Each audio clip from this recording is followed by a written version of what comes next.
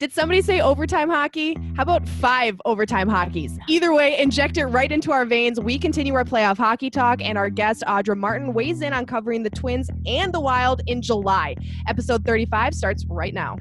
As always, Bardown Beauties is presented by SodaStick.com, where you can snag all the coolest gear for the Minnesota sports fan in your life. Hats, tees, and hoodies in original designs celebrating your favorite Minnesota sports moments. You'll find at SodaStick.com. Use code Bardown Beauties at checkout for free shipping. Be a beaut with SodaStick.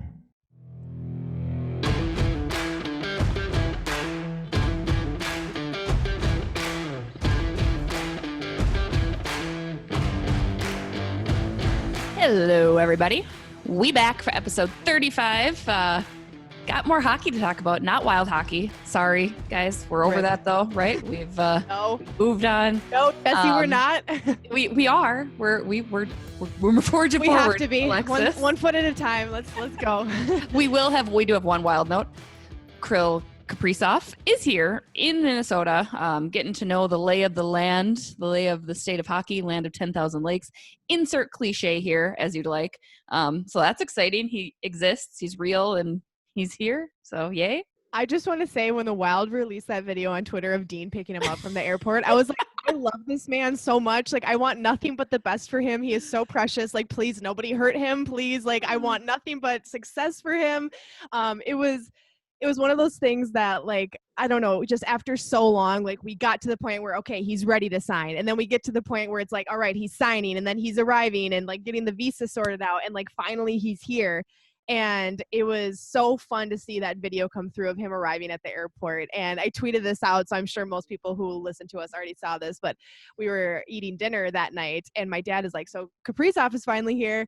And I was like, yeah, you know, he's in Minnesota. My mom goes, who's Kaprizov? And my dad looks me dead in the eye and he goes, I seriously need to reevaluate my marriage. And my mom is like, is anyone going to tell me who that is? And my dad and I were like, you don't deserve to know. Do your research. Like, if you want to eat at this dinner table, you need to know who Kirill Kaprizov is. Like, we are not going to go over this. So it was really fun to finally see him come into town, and just one more step into making it real and seeing him in a Minnesota Wild jersey. If you could recommend one place that he visit, and it can either be like the classic touristy spot or like a hidden gem of yours, what would you suggest he check out here in Minnesota to get the feel of Minnesota? Are we talking like Twin Cities? I mean, let's start. Twin Cities, and I was going to say, or like Duluth, but Jesse hates Duluth, so I guess we're not going to suggest that. I've grown. I went up to Duluth, you guys, this week. I think you'll be very proud. I mean, it's actually south of Duluth. I went to Jay Cook State Park. Gorgeous. Oh, yeah. I mean, Duluth has its points. You know, I'll give it 2 stars. I mean, better than the 1 star we got for the review, but I'll give Duluth 2 stars. So there's a couple of things I would say you got to do in the Twin Cities. One, you have to go see like a play or a musical. I'm a huge like theater person, so that's a really fun one, which obviously none of that's happening right now. But when that happens again, go to like the Orpheum or the Guthrie or do one of those things. One of my favorite like restaurants / bars in the Twin Cities is Stella's. That's like a great spot. Love seafood, love their drinks, all of that. And then I would also recommend the Minneapolis Sculpture Garden. If you're an art person, that's a fun thing to go do as well. But Cherry and the Spoon. Yeah, you can't go wrong. You have to see the Cherry and the Spoon, the Big Blue Chicken. I mean, there's like a lot of fun things there. You got to go check it out. I just saw that for the first time like 2 years ago, I think. I am not a Minneapolis girl. I am such a St. Paul girl. Like, I'm an East Sider all the way through and through. Like, I don't like a little bit when I was younger, I would go to Uptown or whatever, but I'm a St. Paul girl through and through. So I will stick on that side of the river. Okay. And say, you know, maybe check out, let's see, Harriet Island's really kind of a cool place. I was just going to say Harriet Island, yeah. I definitely like that. I mean, you got to do Casetas, right? Yeah. I mean, Downtowner is a great restaurant. You got to try Downtowner. Tom Reed's. Tom Reed's. Gotta check that out. Yeah. No, I mean, there's a lot of, obviously, with it being summer, I just say find any lake. You know, I really don't think that there's a preference. Obviously, I'm partial to Rainy Lake up in International Falls if you're looking to go really get out of town. But even just those drives north, it's very different and unique. And especially when fall starts to come around here, if he's sticking around, which I believe he might be, go do the North Shore. There you go. Again, Duluth, go do the North Shore, travel, see all the changing leaves and check that out. You're trying too hard, Jesse. The Duluthians already hate you. There's no going back. There's no coming back. I'm sorry. I stand by it. Fred, what do you got? You have any recommendations for Mr. Kaprizov? Well, I think I'm telling you, the Schmidt Brewery right now in St. I've Paul never and been West there. 7th. That's kind of like a cool area right now that I feel like is really underrated, is up and coming, especially since they went through all those changes and renovations and stuff. I think it's a really cool area. I mean, I even like going down there to get the water from the water drink, where it's like 30,000-year-old glacier water you can get there. Just saying, I'm all about water right now. I But know, same, right? I think that's really, really kind of a cool Fred, area. huge fan of water. Huge fan of water. I mean, I don't think he's 50 to 21 70% either, of so my I don't body think is he water. can. So big fan. Big fan. I love it. So there you go. Those are our recommendations. I'm sure you're listening, Kirill. So Yeah. welcome for that. You want us to get you like a bullet point list of things to do? We got you. Make you a casserole and come on over and say you betcha and welcome, right? I think we could do that. So that's our wild news. Obviously, other hockey going on though. 5 overtimes. I want to talk overtime hockey. Chaos. The fact that so this was Columbus Blue Jackets and the Tampa Bay Lightning, which they've got bad blood, right? They were swept last year. Tampa Bay was by Columbus in a very unprecedented first round exit. Amazing, absolutely epic. So you knew it was going to be a tight series, a good series, right?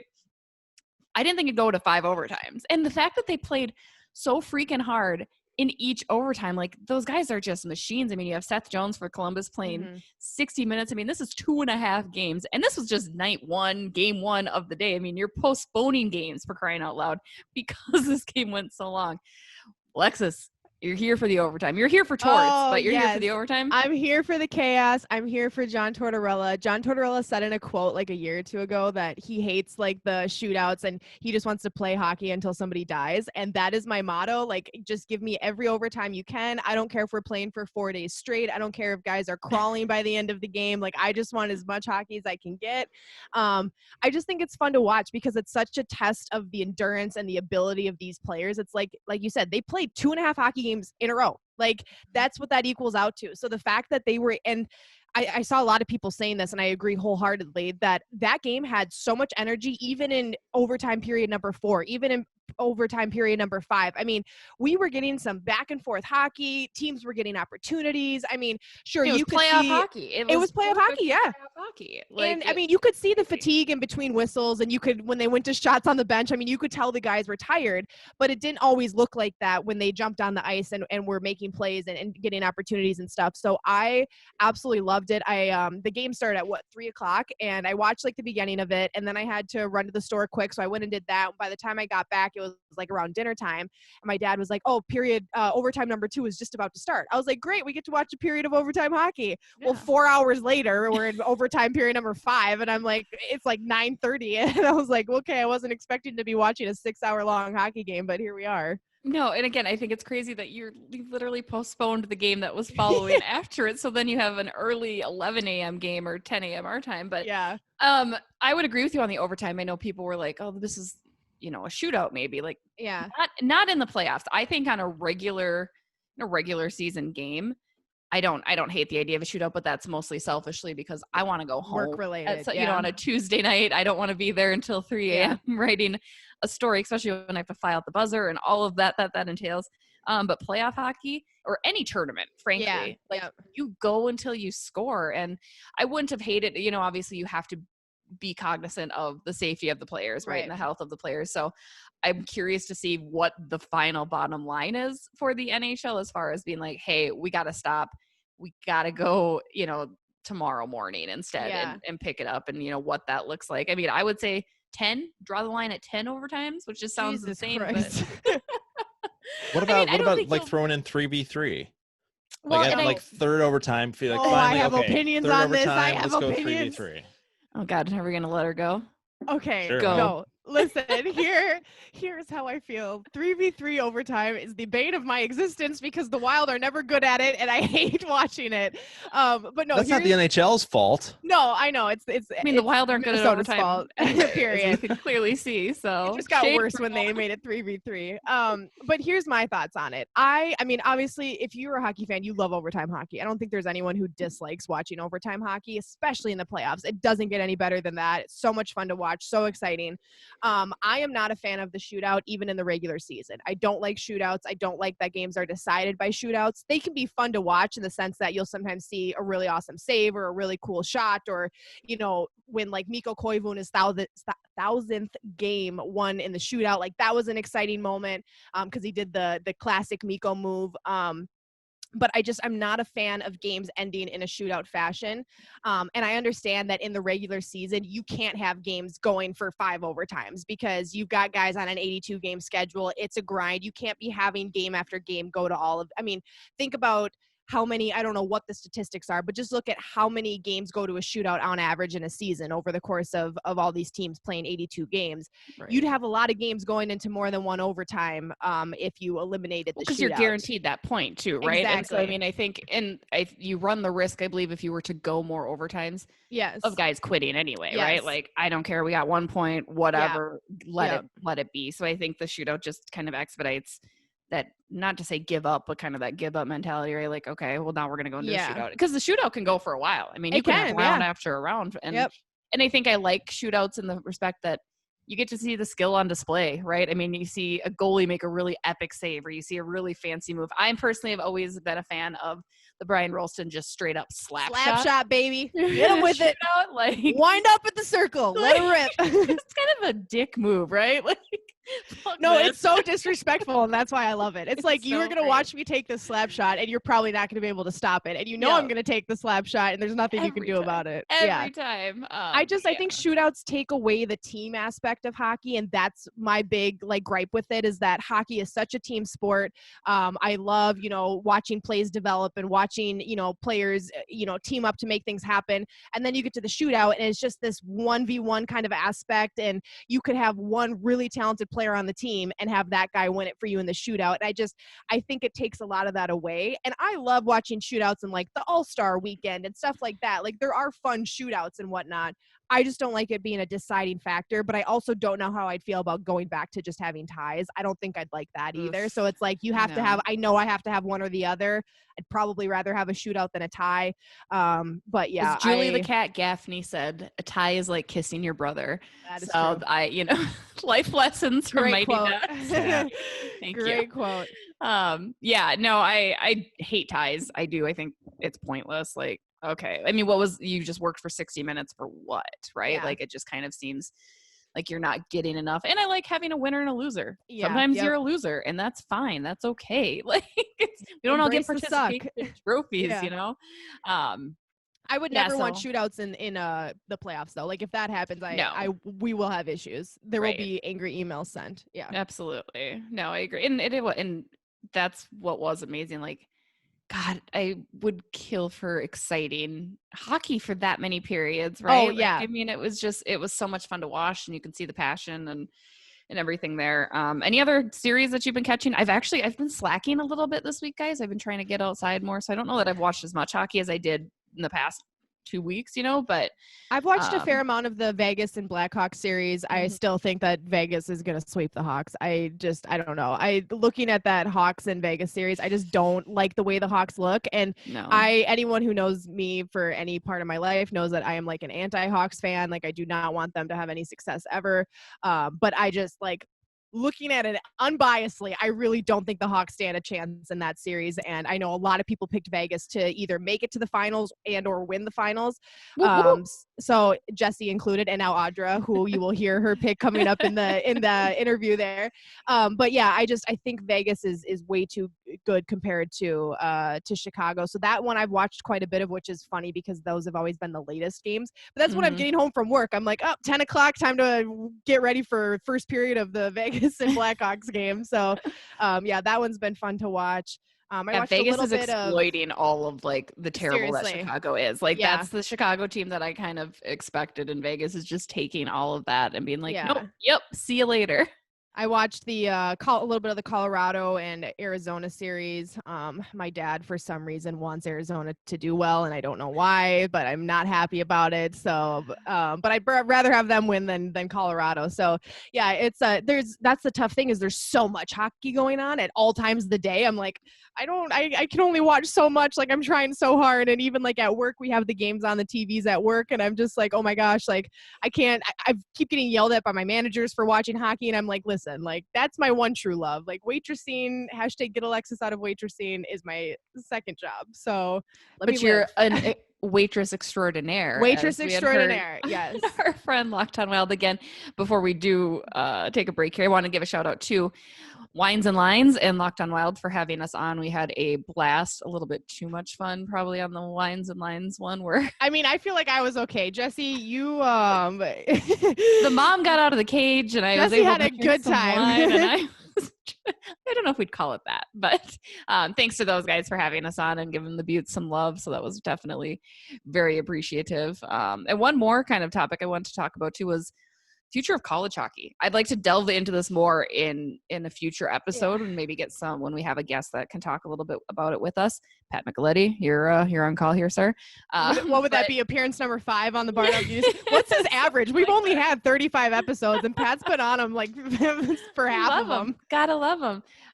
No, with college football being canceled, right? I mean, it's not super promising then for college hockey. I mean, what are your just kind of initial thoughts? Again, we'll dive in deeper in a different episode, but just kind of initial reaction to college football being canceled and then the future of college hockey as a result.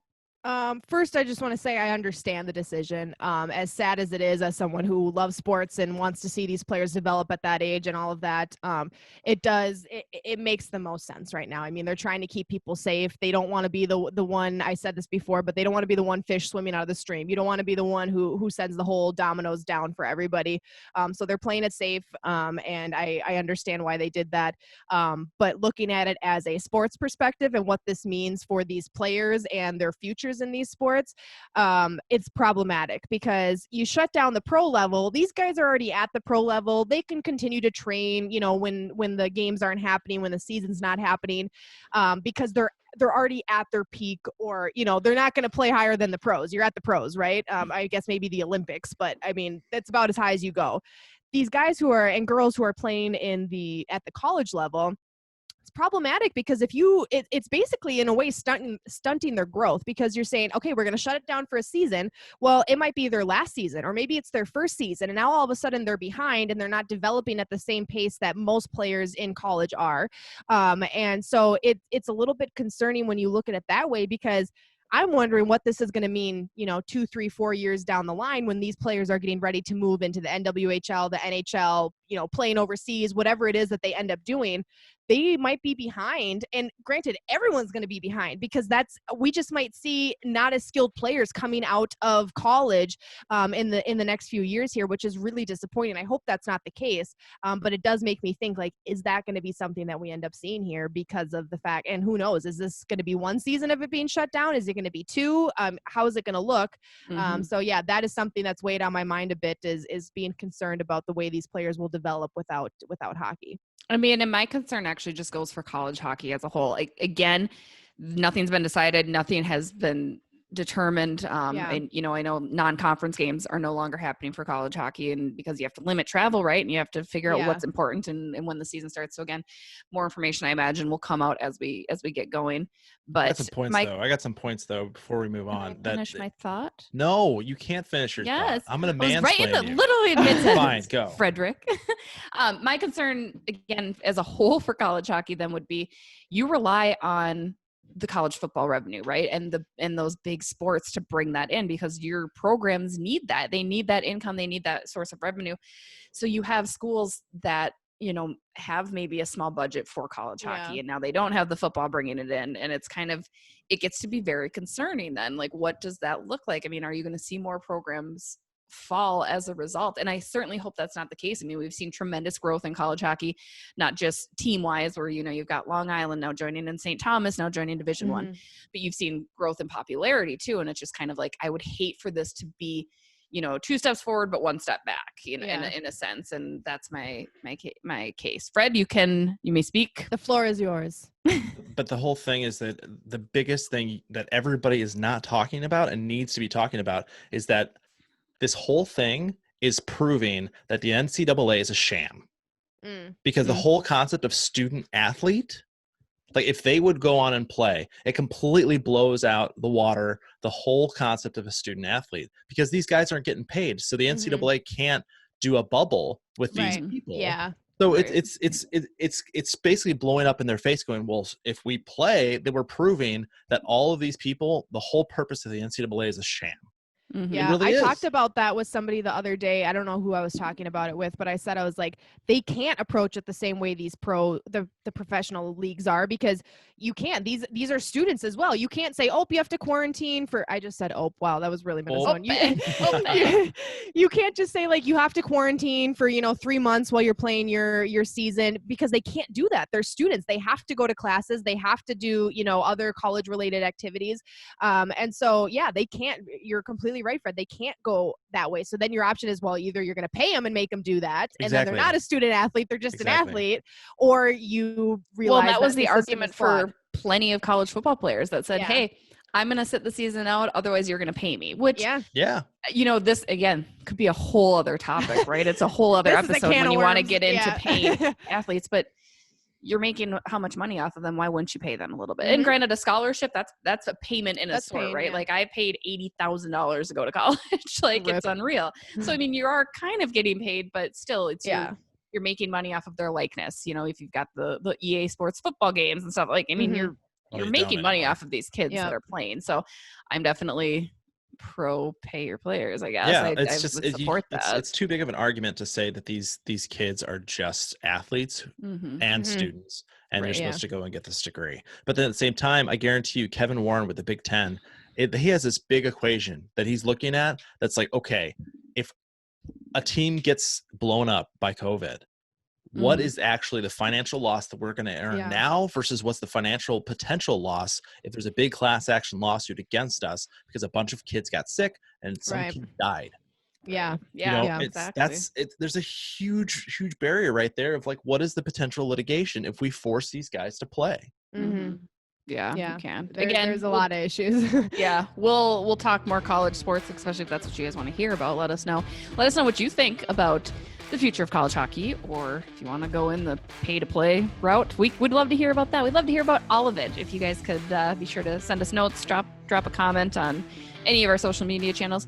We're going to take a quick break. When we come back, guest Audra Martin. Stay tuned. In addition to our presence in the Soda Stick store, we've got even more Beauties merch available in our Bardown Beauties Teespring collection. Wear a custom-designed 5-hole Bardown tank while feeding your babe in an official Beauties onesie and sipping from your Bardown Beauties coffee mug. We've got it all. Go check it out and support the Beauties. We're back. Joining us now, ours and your favorite FSN broadcaster with a knack for shoe style, sports knowledge, and even some sled hockey. We'll get to talk about that too. Miss Audra Martin.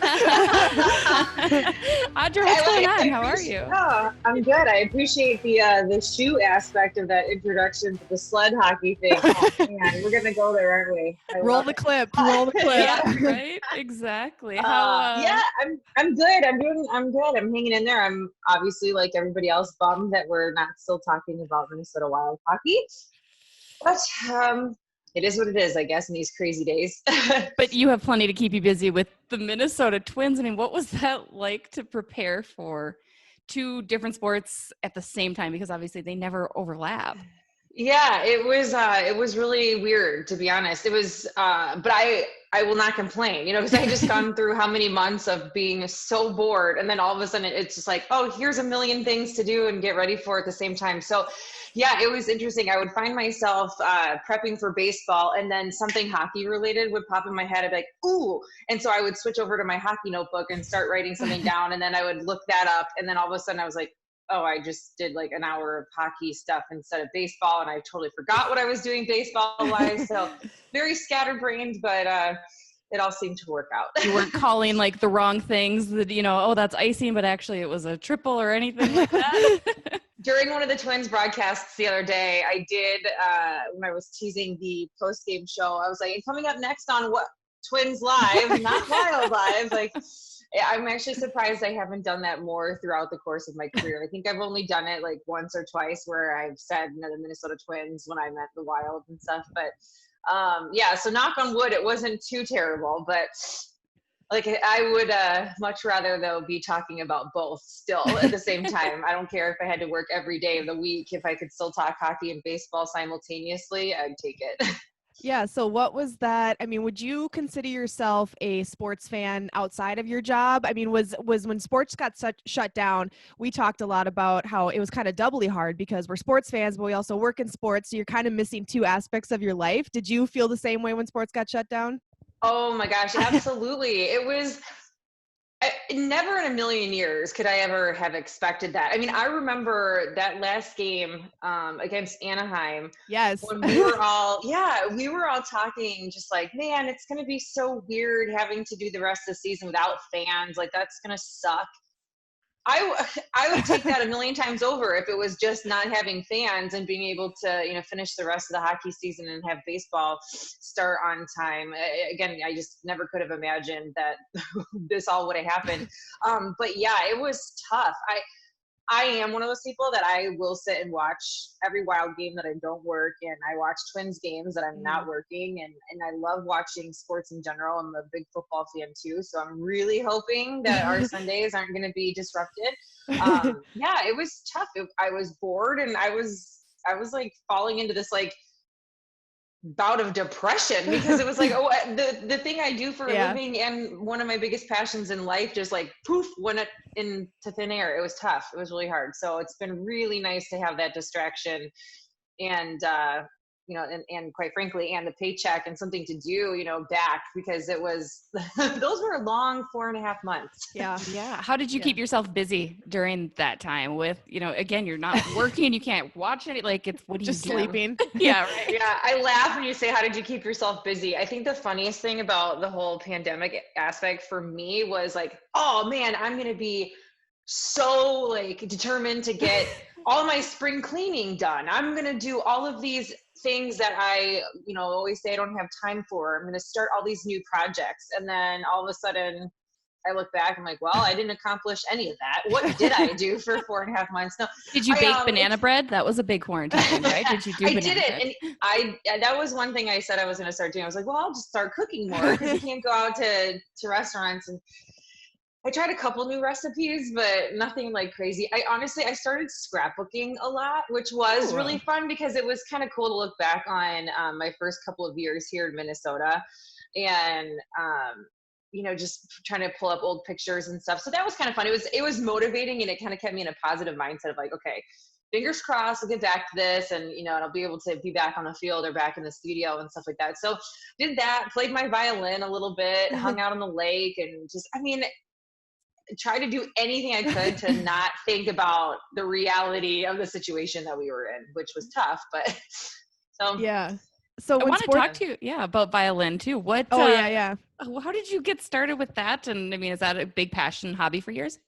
Yeah, I would say besides sports, music is my other big passion. I started playing the violin when I was 2.5, and my neighbor growing up across the street played the violin, and I heard him playing one day, and I guess according to my parents, I was like, I want to be like Nathan. And his name's Nathan, but I was like, I want to be like Nathan. I want to play violin. And my mom was like, okay, yeah, well, kind of put it aside, but I just kept asking. I was like, I want to play the violin. I want to play the violin. So she was like, all right, I guess we're playing the violin. And so, yeah, so I started when I was really young. And it kind of got away from me, once I stopped really playing through college and stuff like that. I just didn't really pick it up. And then my violin got ruined, unfortunately. And so when the pandemic hit, I was like, well, now's the perfect time to go get it fixed. And so I did, and started playing in my closet, trying to shelter my neighbors in my apartment building from hearing it so obnoxiously. So I was in my closet trying to use it as almost like a little sound studio. But yeah, it was fun. It was really kind of nice to rediscover that passion. Because like I said, besides sports, music, I love singing and playing the violin. And so that was a really nice, I would say, like silver lining to kind of get back to my roots in that sense. Since I didn't have sports, might as well kind of take advantage of the other big passion in life. So that was really fun. Good. Alexis, you could use your closet for violining now, the backdrop. Yeah, I probably could. I don't know if I'd fit in here. It's just chock full with clothes. I might need to borrow Audra's closet. That's impressive. I also need to learn how to play the violin, but yeah, we'll work on that. I was going to ask. Technicalities. Yeah, right. Yeah, we'll figure it out. So when sports finally did come back, I mean, I know I was very emotional just watching the first hockey game when it came back, watching the first Wild game, seeing the Twins playing again, hearing the same voices on the TV I'm so used to hearing. What was it like for you? What were some of your first reactions? Were you emotional? Were you like confused and scared because you're like, I don't know how this is going to work? What was some of the thoughts that ran through your head when sports came back? All of the above. Yeah, it was, I'm with you though. I was emotional in that sense. I remember sitting down right before we went on air thinking to myself, never again will I ever take this for granted, which I feel like I started probably doing because you get in a routine, you know, you just like, oh, I work in sports and I get to watch hockey for a living and I go to a baseball game, you know, 5 times a week and somehow I'm lucky enough to get paid for it. I don't know how I got so lucky. And so, yeah, right before we went on the air, I said that to Wes. I was like, man, it's good to be back. I wasn't sure that this would ever happen again, you know, this summer or this year. So yeah, there was definitely a little bit of an emotion in that sense. There's also a lot of nerves too, though, because, you know, it's like 4.5 months off. It's like, even though I've been doing this for so many years now, you still like, you feel so rusty, you know? And so I was like, do I even remember how to do my job? I was like, oh, this is so weird. And then plus we were in the Wild locker room as opposed to being at our set. And so that was weird. You know, just like the different cameras, where am I looking? And, you know, I couldn't have my laptop, which I normally will have my laptop with, you know, stats loading and stuff like that. And, you know, we don't have a prompter in the studio or at the Xcel Energy Center. So that was fine. It's not like I had to get used to suddenly not having a prompter, but just not having my stats services like loading right in front of me to be able to quickly look at something. That was kind of an adjustment, but yeah, it was exciting, nerve-wracking, emotional, like all of the above. And I think again the biggest thing was just I will never take anything for granted in that sense. Like I know you guys can relate, you know, when you talk to people, they're like, oh, you're so lucky you get to go work at, you know, the Wild games. And you're like, yeah, it is what it is. It's just my job. And sometimes you don't really stop to think how lucky you really are. And so if I'll take anything away from all of this, that will definitely be it. And I think that's a valuable lesson. Well, and I think just an appreciation for sports in general, beyond having it be our fortunate career, but what a distraction it provides and the excitement and the fun that people really have of it. I mean, you really forget and kind of lose that, especially when we work in it, because we're there every day, right? We're kind of just like, oh, yep, ho hum. You don't really realize how important sports can be to people and how they can really bring everyone together. So I think that's totally true. Oh, absolutely. I mean, my degree is in broadcast journalism, and then I have a minor and a couple certifications in criminal justice. For a long time, I thought I was going to be a police officer. And then when I switched to really focus on broadcast journalism, that's a total shift of I know, it's so weird. It's so weird. But you know, but back in college, a lot of the focus was on news. And even in college, I felt myself like being like, I don't think I can do this. I don't know if I can talk about negative things all day long. You know, when I was in college, I went to UCF in Orlando, and it was right when the Casey Anthony and Kaylee Anthony stuff was happening. So during my internships and during a lot of my college classes, there was so much focused on the Casey Anthony trial, and actually she went missing while I was down there. So I kind of was there from start to finish, and it was just, it was so negative and all the bad news. And that's, I was like, yeah, that's when I knew I had to focus on sports, you know, because I was an athlete growing up. So it wasn't like it was going to be too difficult or outside the realm of possibilities. But I was just like, I can't go to work talking about all the negative stuff in the world. At least like with sports, the worst thing you have to talk about is, you know, a really tough loss, or like, you know, God forbid somebody gets hurt. Obviously that's a really tough thing to talk about, but that pales in comparison to what, especially now, you know, people in local news are dealing with. So yeah, I'm with you. Like the positivity that sports brings and the ability to escape It's like, if all I'm talking about is the Wild losing 7-1, and that's the or in worst 11 thing, seconds I'm in overtime. okay. Yeah. Or 11 seconds into overtime. Yeah. Brutal. Well, I think you make a really good point, because most people know as well, I went to school for broadcast journalism, and they do make you do a lot of news focused stuff just because that's kind of the basis of everything. And then if you want to reach out into sports, you do that as well. And I had the same feeling. I was like, I don't want to talk about news. I love being on TV. I love, that kind of vibe of reporting and anchoring and all of that. But I hated the whole sadness of news and the seriousness of news. And that's why I love sports so much, is because it's so fun. And yeah, you're talking about tough losses sometimes, or trades. You're seeing players leave who you really love or retire, whatever it may be. And I think that's what, and maybe you can attest to this, is when the pandemic hit, all the sports news was sad as well. And it's like everything was just so hard to talk about. Even just recording a podcast episode, we'd be done, and I'm like, that was depressing. Like, we just had to talk again about how sports aren't back. And it was a really tough transition to hit, where I never thought that going into sports journalism I would have that long of a stretch where all the sports news is so sad and uncertain. I don't know. It was really strange.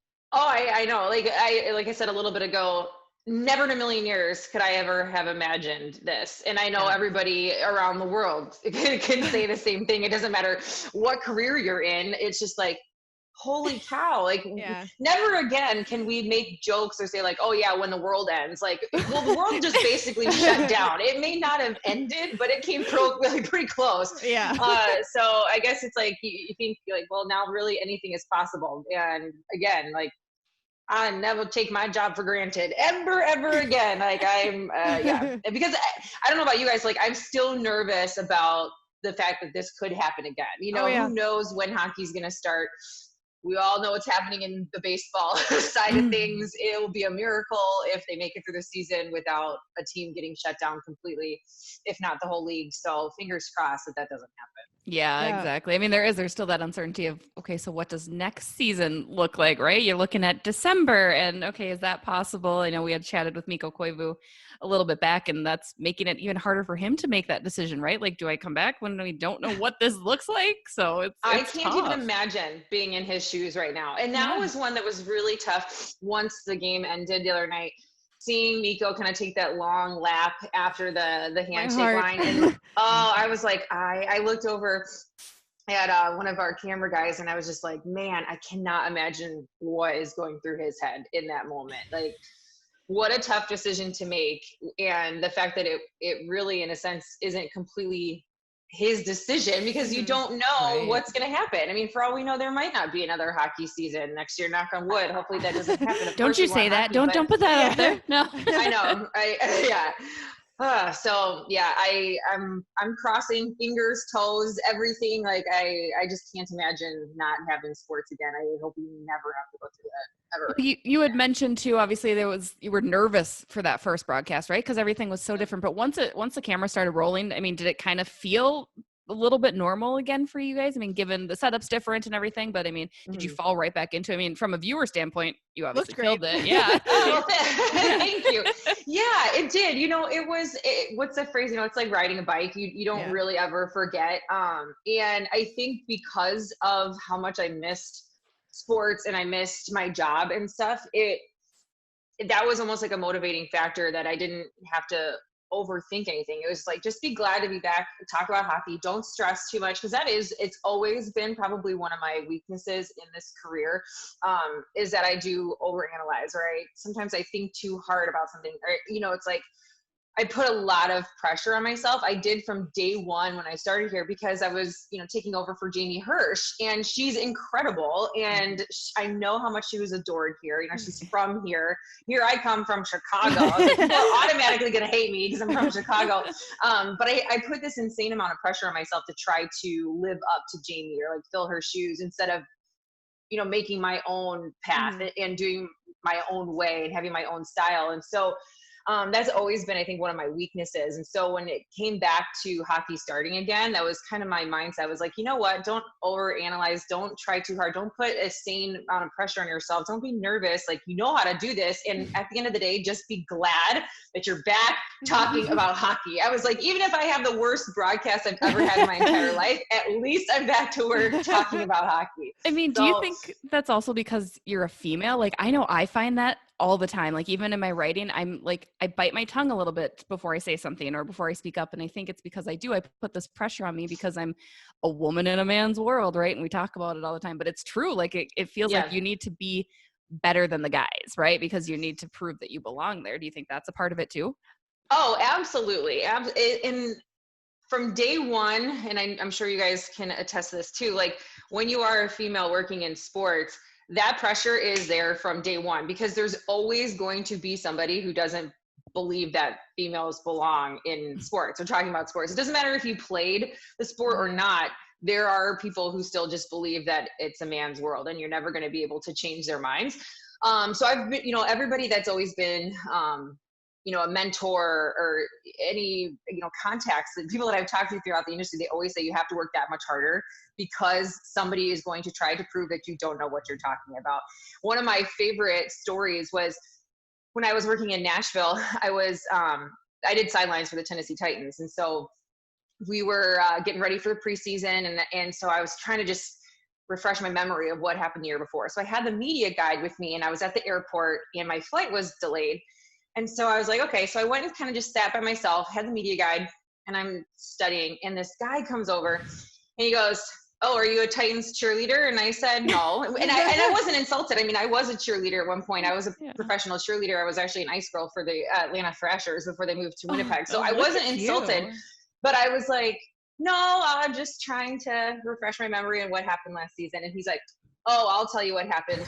They were terrible. Jake Locker is awful, blah, blah." And I was like, you know what? I don't really think Jake's bad. I mean, he just unfortunately has been kind of injury prone. And he's like, "Oh, it has nothing to do with injuries. And he didn't even get hurt last year." And I was like, "Yes, he did." So this guy continues to tell me everything about the season. And at one point he was like, "Oh, and then he had this terrible game against the Colts," or I don't remember what team it was. And I was like, "No, that was Ryan Fitzpatrick." And he was like, "No, sweetheart, I promise you." And I was that would have put me over the edge. Sweetheart. Like, I had to bite my tongue so bad. And I was just like, "Oh, okay." And then I was like, so okay, you don't like Jake Locker. Like, who's your favorite quarterback?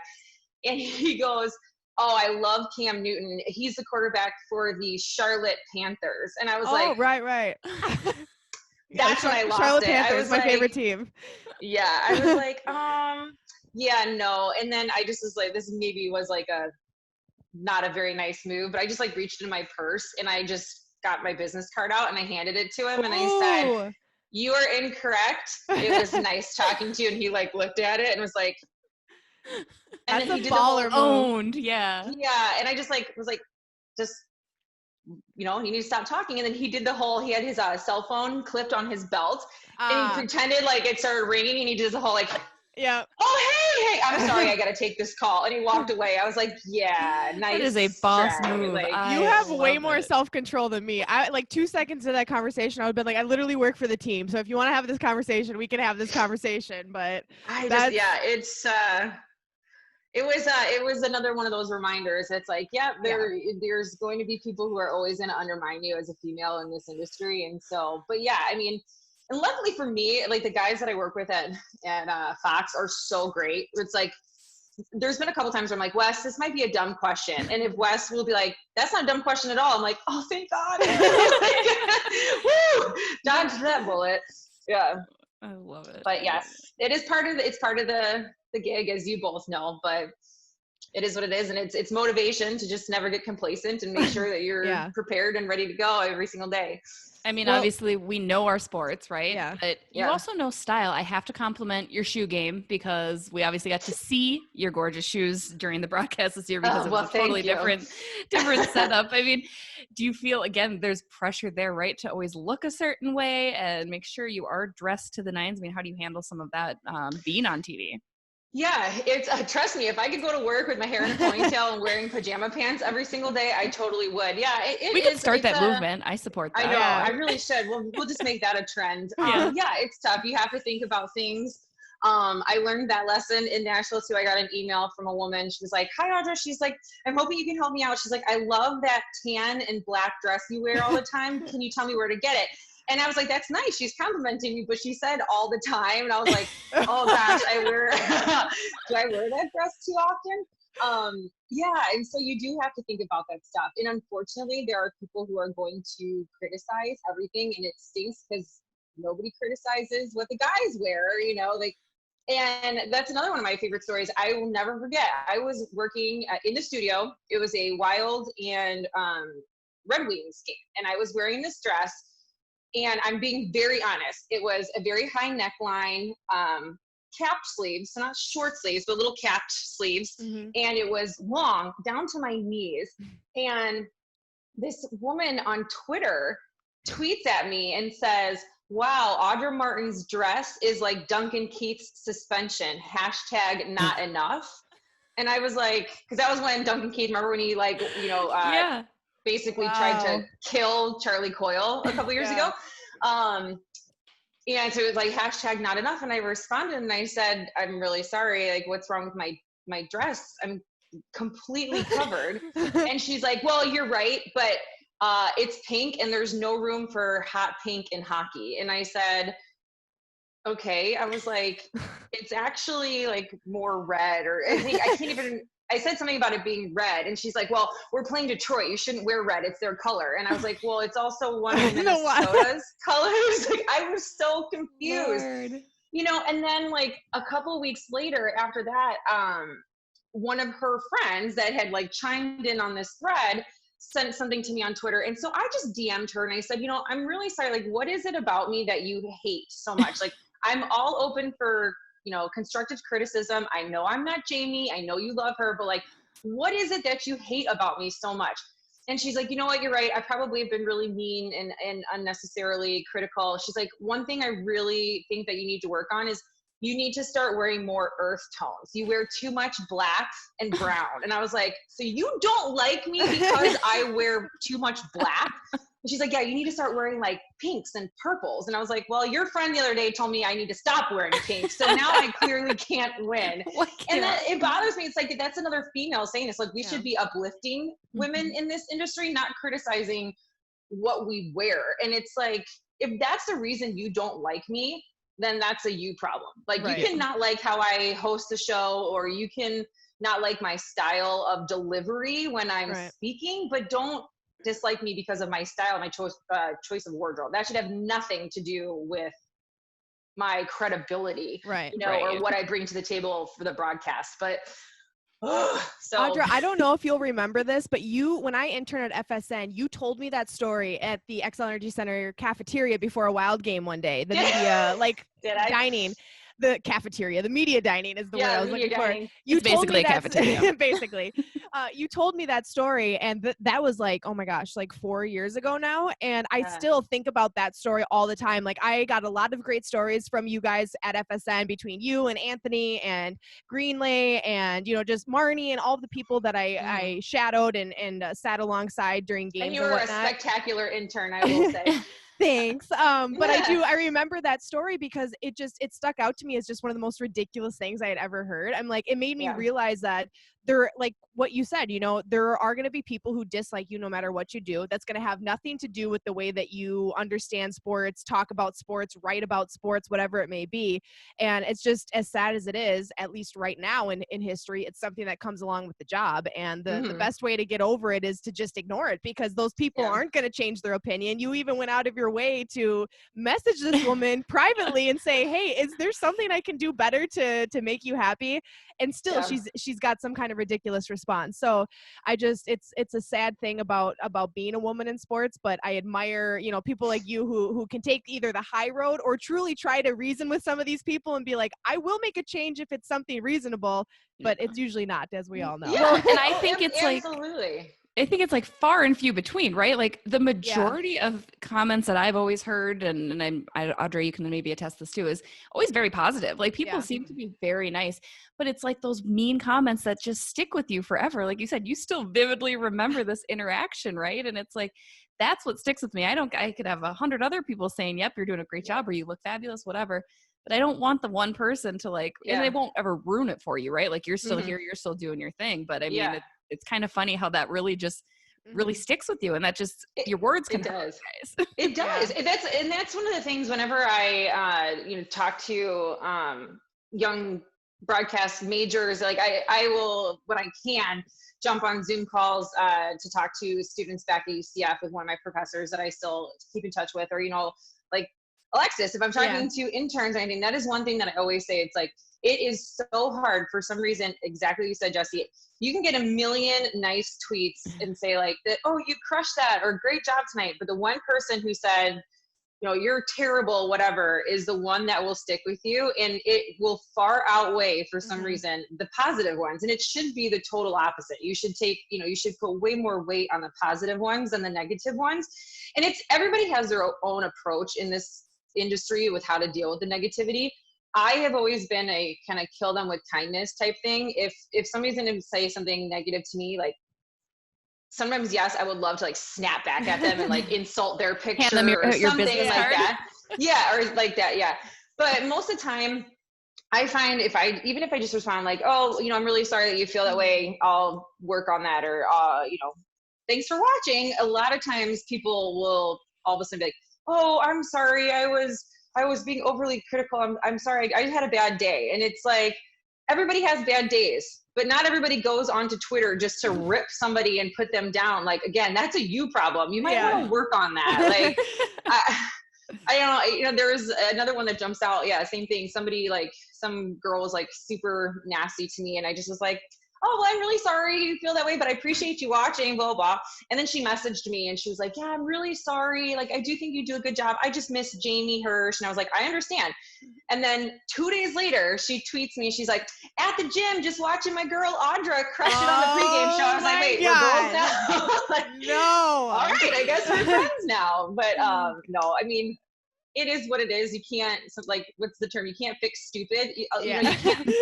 You can't fix mean people either. People are going to be mean, and it is what it is. And it sucks. It's a bad part of the job, but I guess you just got to deal with it.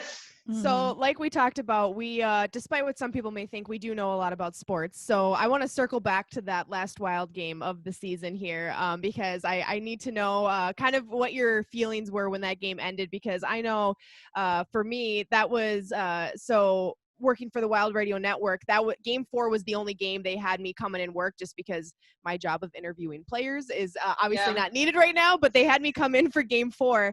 And just being back at the X, I was like so excited to see my coworkers. I was like, oh gosh, it's like kind of weird because it's dark and quiet here, but like I'm so excited to see everybody. And I remember when the game went into overtime, in my head, like, I was expecting, like, maybe 1 period of overtime, maybe 2, but I was just like preparing for some overtime hockey. And then like maybe 5 overtimes if we could get it, right? 5, yeah. And it was over so quickly. And I didn't really have a minute to like process that now the season was over. And it just hit me all at once. I was like, we just had hockey for a week and a half and now it's gone again. Like, what were your feelings, and then obviously you have to go on air and talk about this. I mean, that's a really quick, 11 seconds, game is over, season's over, everything's over. It's like, how do you recover from that, get on air and provide some kind of feedback about the game? Well, I will say that's probably one of the toughest parts about the job. And not even that game in particular, but like one that stands out to me is from a couple years ago when they were playing the Stars and they were up, I believe they were up 3-1 in the third, and then they lost 5-3, I think. Are you talking about the playoff game? No, it wasn't a playoff game. It was a regular season game. It was my first year here. So, because I remember very vividly, I had never been in that situation where, in the third period, I was kind of coming up with things I wanted to talk about, talking to our producer about storylines, and I was writing little nuggets and notes and stuff. With the assumption that they were going to win this game. And then all of a sudden you have to switch, and now you have to think of what you're talking about, a losing game, a really tough loss. Yeah. And it's like, oh boy, how do I just totally like scratch that, just rip that piece of paper off, throw it away. So that can be really tough to try to just totally switch your mindset and come up with a whole new storyline, for the post-game show. And overtime is the same way, because you just don't know. You're either going to be super excited and the whole show's going to be positive, or all of a sudden it's like, oh man. And of course that was the case on Friday. And it was really funny too. Our producer told one of our camera guys, like, hey, let's move the camera and get a wide shot. And then that way we can get everybody's reaction to, a winning goal, because Gorg was in there with us, it was Ryan and I, and then you had, crew guys in there too, all watching the game together. And like, so how anticlimactic, like big of a disappointment was that? Like our reactions were just, just like sink in your chair and like, all right, well, that was 11 seconds. So yeah, it was really hard and I really didn't expect it. I thought once it went into overtime, I really, in my gut, I was like, you know what? All right, that was a little bit of a wake-up call for them. They'll step it up, and like they know right now the season is on the line in these final 20 minutes. Like I just expected them to come out, and I did not want it to go multiple overtimes, because it was such a late game anyways. But yeah, I never expected that, especially just the way that the game started. I was like, okay, cool. After game 3, like, that was obviously not great. They came out playing really well in game 4. I was impressed with the pace, the intensity again. And I was like, okay, cool. I actually really felt confident that there would be a game 5. So yeah, that was disappointing. It was really tough. I mean, I know it was going to be a tough series, just looking at kind of how evenly matched these two teams were in a lot of ways, and obviously not matched in a lot of ways. It's like, you could point to, okay, the Wild obviously have the edge when it comes to depth and defense, but then you look at their top 6 forwards, they have the edge there, and goaltending obviously. So I was just really excited to see how that series played out. It didn't exactly play out the way that I had expected, and just disappointing. And I feel bad for those guys having to go through everything that we've all gone through, for it to come to an end. Not even just the 11 seconds of overtime, but I mean, to only play 4 games and then now again, go back to the uncertainty and unknown of the future for next season. So, but you know what? You live, you learn, and hopefully that will be motivation. And I'm like everybody else, I'm really excited to see what next year brings, especially with a certain someone coming over and joining the team next year. So yeah, it'll be fun. Yeah. So who's your team now? Who are you watching? I mean, who do you like? Who do you think wins the Stanley Cup in this very odd end of a season? That's a good question. It feels like a toss-up this year more than ever, right? I mean, how do you really pick someone? I mean, such a weird season. Yeah, and it's funny. Everybody assumes that because I'm from Chicago, that I'm a huge Blackhawks fan. And John McDonough, who, is one of the head honchos for a long time, really through their whole Stanley Cup run, is actually my neighbor. I've known him for years, went to school with his kids, and one of his sons is still, a great friend of mine. And so I was bummed to see that he was let go.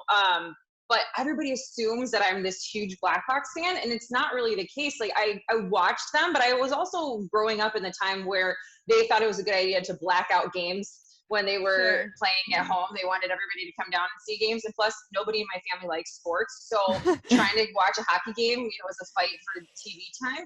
So I was not a huge Blackhawks fan, but after I worked for the Thrashers, when they moved to Winnipeg, when I was still in Atlanta, they decided to broadcast Carolina Hurricane games and Nashville Predators games. And so I was like, well, I got to pick one of those 2 teams. That's the only hockey I can watch now. And so I picked the Nashville Predators. And so I became a fan of theirs. And then I ended up moving, little did I know, years down the road, I'd moved to Nashville and started covering the Predators. So normally when the Wild are eliminated, I root for the Preds.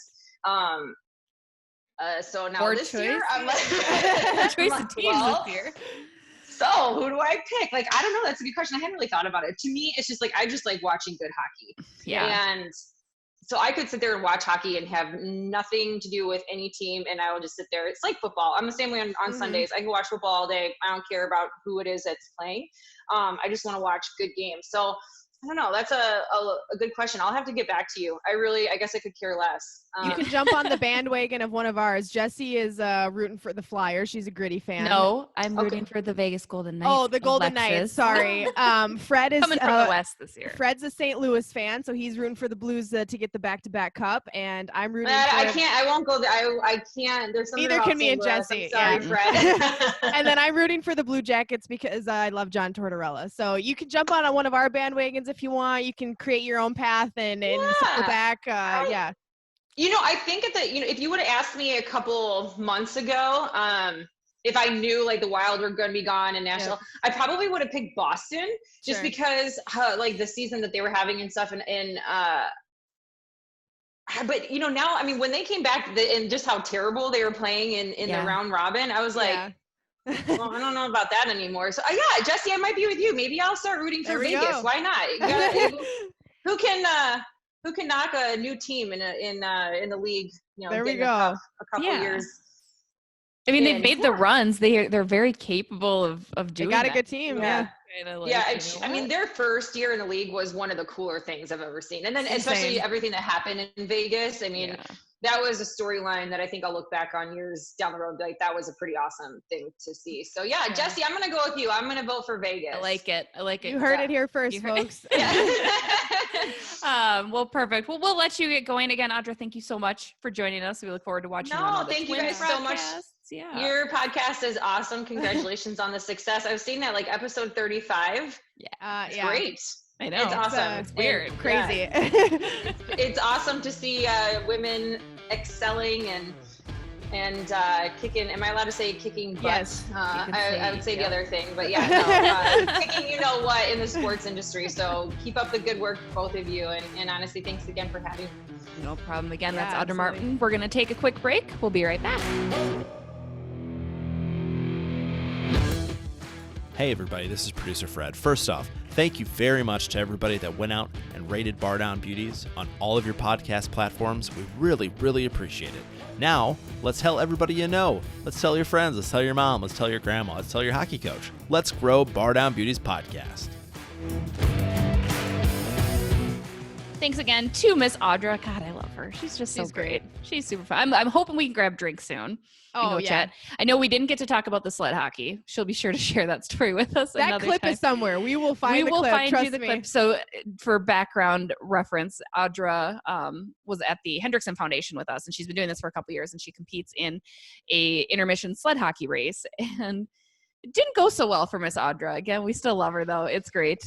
We might be on the hook to do that next year should that Hendrickson You know what they say, content is king, and that is some good content. Some great content. But no, she kicks ass. Keep watching her on FSN for all Twins broadcasts, and thanks to her. Now it's time for Dear Diary with Alexis. Wild versus Canucks, October 19th, 2010. 6-2, eh? I like the looks of that. Granted, I'm a Wild fan. I'm sure Vancouver didn't like it too much. And that's Dear Diary with Alexis. I would have laughed if it was like last week's game. Like that's what you actually went with, right? That is so funny you say that, because as I was like walking into my room to get my stuff set up for today, I was like, maybe I should just like write something down, like a thought from last week, and just read that and see if it fits in with the rest of everything. See if I can fool everybody. Like, we'll have to get there eventually. How old was I when I wrote this opinion? Like. I love it. Well, that'll conclude today's episode. Shout out again to our presenting sponsor, sodastick.com. Thanks to everybody that tunes in and listens. Be sure you subscribe, rate, leave a review. That helps us get some better exposure, helps us move up in that SEO search engine stuff. And be sure even to if it's 1 star, because Jessie hates Duluth, like you can leave half a star, give you 5 2 stars. Duluth. Maybe I'll give you 3. Convince me. Hey, you know what? Like that meme is where the guy's like, convince me otherwise. Convince me otherwise. Feel free to let me know what I'm missing out in Duluth. Oh, here we go. She's getting everyone riled up again. I know. Well, because I think the North Shore and Duluth are 2 different things. Like downtown Duluth is just not really my jam. I've been to Grandma's. Don't tell me to go to Grandma's. I've been to Grandma's. It's fine. Whatever. We should cut this, Fred. But oh, man. Nope. So yeah, please be sure to, even if it's a 1-star review, we still appreciate the feedback. We prefer 5, but 1 is okay. We prefer 5, but yes, we'll take what we can get at this point. So thanks as always for tuning in. We'll be back next week. Have a good one.